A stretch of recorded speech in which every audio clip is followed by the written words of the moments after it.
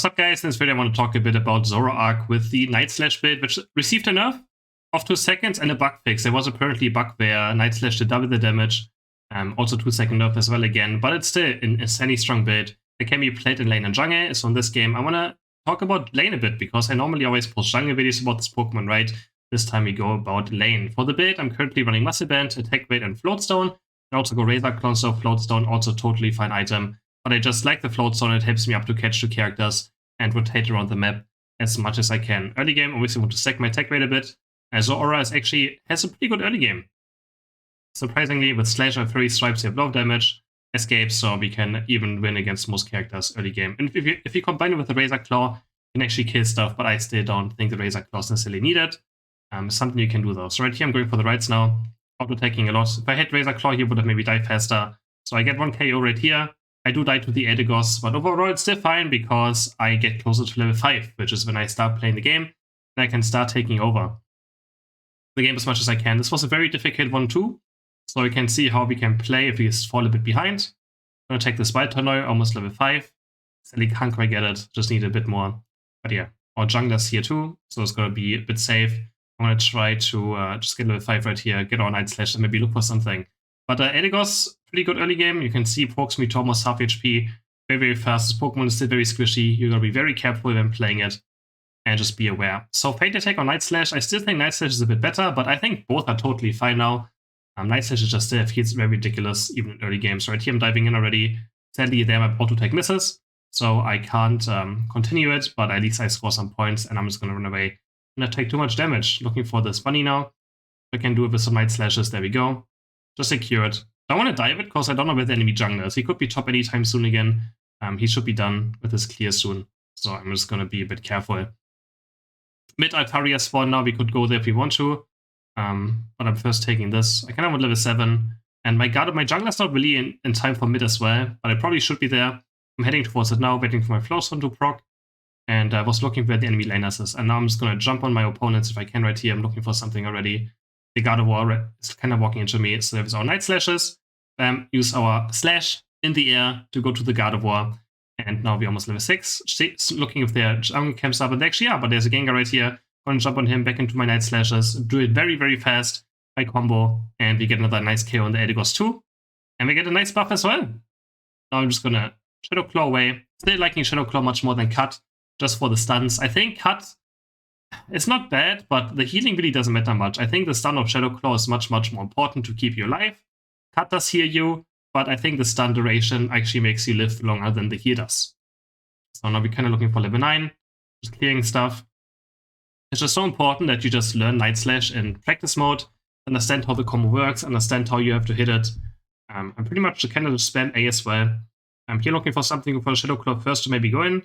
Then we combine our Night Slash. Sadly, the last one missed a bit.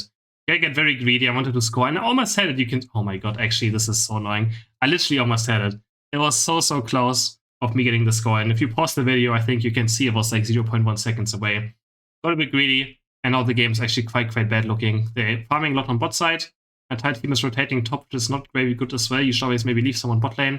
I could go bot lane here, but I have Unite move up, so I kind of want to team fight right now and use it at least once before I go back to farming. My slow bro ignores this person right here for some reason. I get stunned. And my thing gets interrupted. I'm dodging Gardevoir Unite with my Unite, because it also grants us Unstoppable. We run away, get our berry, and now we can maybe look for a refight. So I'm jumping with my Night Slash and trying to kill the Gardevoir. We land on the Gardevoir. We still do absolutely insane damage, as you can see, right? We delete pretty much the Gengar after deleting the Gardevoir. Now we get a nice 40 score. And I see the mid Altarias up, so I'm heading there very fast.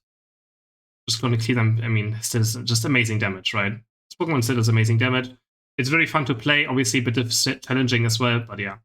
Looking for the Sylvia now. And yeah, he does Unite with me. And I try to... This is actually missing a fire. You can see how strong it is now again. He actually kills me right here, which I found ridiculous. I was like, what, really? These missing fires killed me?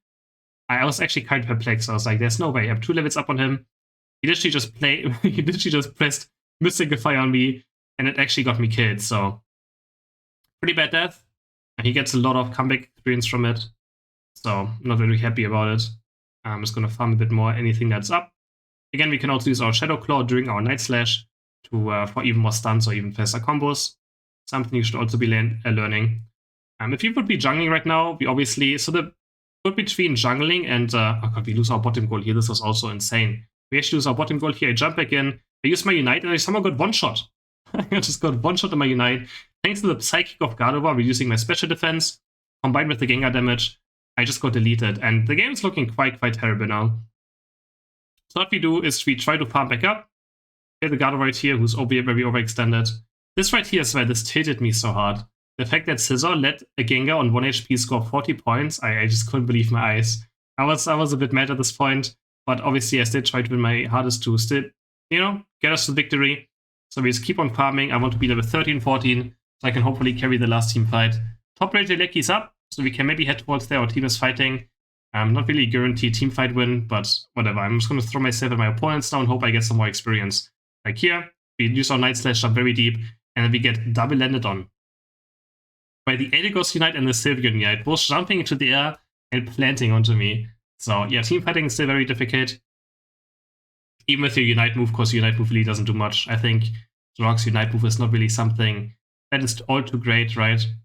Okay, we respawn. We're just going to take buffs now, because someone else is taking them, and try to get to experience. Here, I mess up my Night Slash.